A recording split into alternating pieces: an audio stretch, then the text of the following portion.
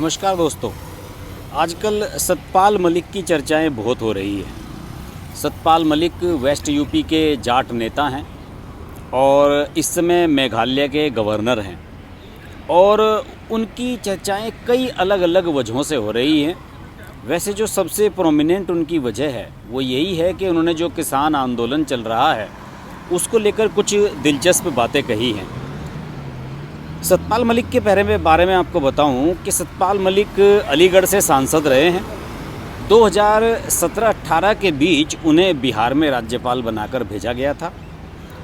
वे जम्मू कश्मीर के आखिरी राज्यपाल थे, यानी कि 370 हटने से पहले वाला जो जम्मू कश्मीर है उसके वो आखिरी राज्यपाल थे। इसके बाद अगस्त 2019 में जब जम्मू कश्मीर का विशेष राज्य का दर्जा ख़त्म किया गया था तो उसके बाद नवंबर 2019 में सतपाल मलिक को गोवा का राज्यपाल बना दिया गया था। वहां अगस्त 2020 तक वे राज्यपाल रहे और उसके बाद उन्हें मेघालय का राज्यपाल बना दिया गया। वह उड़ीसा के राज्यपाल भी रह चुके हैं। किसान आंदोलन के बारे में उन्होंने कुछ दिलचस्प बातें कही हैं। किसान आंदोलन को लेकर तरह तरह की ओपिनियन है, कोई इसके पक्ष में है, कोई इसके खिलाफ़ है। चूँकि वह जाट नेता हैं, पश्चिमी उत्तर प्रदेश से आते हैं जहाँ राकेश टिकैत का इलाका है और बागपत ज़िला जो कि जाटों का मेन ज़िला है, वहाँ उनकी अच्छी खासी पहचान है। कभी वो चौधरी चरण सिंह और चौधरी अजीत सिंह की टीम का हिस्सा हुआ करते थे सतपाल मलिक। बहुत समय पहले वो बीजेपी में चले आए थे। और सतपाल मलिक ने अभी हाल ही में दोस्तों बागपत में एक कार्यक्रम में शिरकत की और उस कार्यक्रम में शिरकत करते हुए उन्होंने कुछ दिलचस्प बातें कही। भगवान जानता है कि वो सच कह रहे हैं या झूठ कह रहे हैं, लेकिन बातें दिलचस्प हैं और काफ़ी हद तक तार्किक भी नज़र आती हैं। सतपाल मलिक ने एक तरीके से केंद्र सरकार को चेतावनी दी और उन्होंने चेतावनी देते हुए कहा है कि जो किसान आंदोलन कर रहे हैं इतने लंबे समय से, आप इन्हें दिल्ली के द्वार से खाली हाथ मत भेजें और आपको एक तरह से इनकी बद्दुआ लगेगी। उन्होंने ये कहा कि इस आंदोलन में भारी संख्या में सरदार सिख भाग ले रहे हैं और सिख किसी भी बात को 300 साल तक भूलते नहीं हैं। उन्होंने इसके लिए एक इंदिरा गांधी का उदाहरण दिया, बड़ा दिलचस्प लगा मुझे वो उदाहरण, मैं आपको भी बताना चाहूँगा।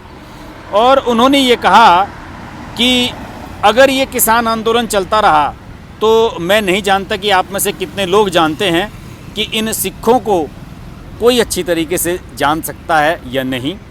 उन्होंने ये बताया कि श्रीमती इंदिरा गांधी ने जब ऑपरेशन ब्लू स्टार किया था, जब स्वर्ण मंदिर के अंदर सेनाएं घुसी थी, तो उसके बाद उन्होंने अपने फार्म हाउस पर 1 महीने तक महामृत्युंजय का यज्ञ कराया था। और अरुण नेहरू जो कि गांधी परिवार के हमेशा नज़दीकी रहे, बाद में बीजेपी में आ गए थे, अब सक्रिय राजनीति में नहीं हैं, अरुण नेहरू ने मुझे बताया कि मैंने इंदिरा गांधी से पूछा कि फूफी आप तो ये बात मानती नहीं, फिर ये यज्ञ वज्ञ क्यों करा रही हैं? तो इंदिरा गांधी ने कहा कि तुम्हें नहीं पता, मैंने इनका अकाल तख्त तोड़ा है, ये मुझे छोड़ेंगे नहीं। और उनको लग रहा था कि शायद ऐसा कुछ होगा और जनरल वैद को तो पूना में जाकर मारा था जो ऑपरेशन ब्लू स्टार को लीड कर रहे थे। तो उन्होंने ये कहा कि ये सब चीज़ें बड़ी ही भावनात्मक चीज़ें हैं और किसानों की भावनाओं को अगर आहत कर कर मोदी सरकार आगे बढ़ना चाह रही है तो वो गलत कर रही है।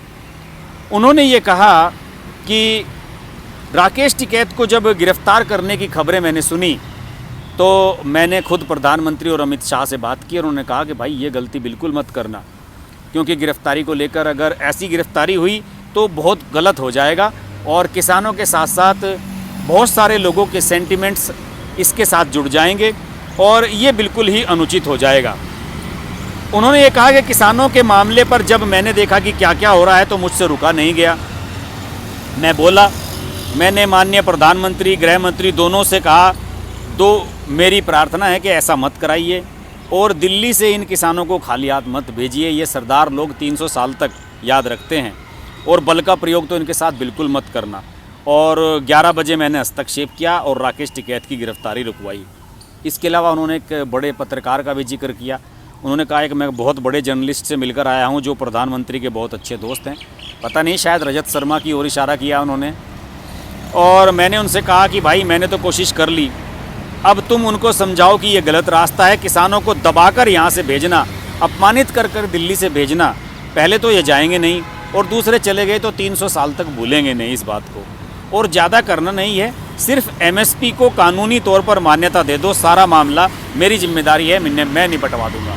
उन्होंने ये भी कहा कि अगर केवल एमएसपी वाली बात मान ली जाए किसानों की, तो निश्चित रूप से ये सारा का सारा मामला निपट सकता है और बहुत आसानी से निपट सकता है। इन सब चीज़ों को लेकर सतपाल मलिक ने जो बातें कही हैं मुझे काफ़ी हद तक दोस्तों तार्किक नज़र आ रही हैं। तो इस तरीके से मुझे लगता है दोस्तों कि सतपाल मलिक की बातों पर अगर सरकार गौर करे तो कोई हर्ज नहीं है। और इस जिद को पकड़कर बैठ जाना कि हमें किसी की बात माननी ही नहीं है, हमें किसानों के सामने झुकना ही नहीं है, अगर इस तरह की बात मानकर बैठ जाती है सरकार तो ये हठ धर्मिता भी ठीक नहीं होगी। इस मामले में कोई बीच का रास्ता निकाला ना जाना चाहिए। राजनाथ सिंह ने कई बार प्रयास किए हैं और कुछ अन्य नेताओं के भी इशारा मिला है कि इस मामले में मध्यस्थता की जा सकती है और इस डेडलॉक को अब ख़त्म कर देना चाहिए। इसमें सरकार को इनिशिएट करना चाहिए, किसानों के साथ बातचीत बढ़ानी चाहिए और कम से कम एमएसपी वाली बात अगर मान ली जाए तो सारा मामला मुझे भी लगता है कि सुलझ सकता है। बीजेपी के कई वरिष्ठ नेताओं से मैंने बात की तो उन्होंने कहा है कि इस मामले में हमें कोई ज़्यादा ऐतराज़ नज़र भी नहीं आता है। बस नरेंद्र मोदी को सिर्फ यही बात किसानों की पसंद नहीं आ रही है जो वो कह रहे हैं कि रिपील के यानी कि इन सारे कृषि कानूनों को रद्द किया जाए, वापस लिया जाए। इसी वजह से प्रधानमंत्री नरेंद्र मोदी इससे नाराज़ हैं। बहरहाल सतपाल मलिक की बातें मुझे सही नज़र आ रही हैं और सतपाल मलिक की बातों पर सहानुभूतिपूर्वक तरीके से गौर किया जाना चाहिए। देखते रहिए हर्ष की बात लाइव। नमस्कार। अगर आपको हमारी वीडियो पसंद आई तो वीडियो को लाइक करें, चैनल को सब्सक्राइब करें और नोटिफिकेशंस के लिए बेल आइकन को प्रेस करें।